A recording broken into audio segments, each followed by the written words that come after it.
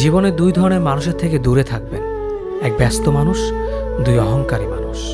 কারণ ব্যস্ত মানুষেরা নিজের ইচ্ছে ছাড়া কথা বলে না, আর অহংকারী মানুষেরা নিজের স্বার্থ ছাড়া পাশে থাকে না। কিছু কিছু সম্পর্ক শেষ হয়েও হয় না। একজন হয়তো অনেক বদলে যায়, কিন্তু অন্যজন সেই সম্পর্কের বোঝাটা বয়ে বেড়ায় সারা জীবন। যে তোমাকে ভালোবাসে তাকে কখনো ঘৃণা করবে না, যে তোমাকে বিশ্বাস করে তাকে কোনোদিনও ধোঁকা দিও না। সব সহ্য করা যায়, কিন্তু প্রিয় মানুষের অবহেলা সহ্য করা যায় না। একতরফা ভালোবাসাগুলো এমনই হয়, একজন পাগলের মতো ভালোবেসে যায়, আর একজন পাগল ভেবে শুধু অবহেলা করে যায়।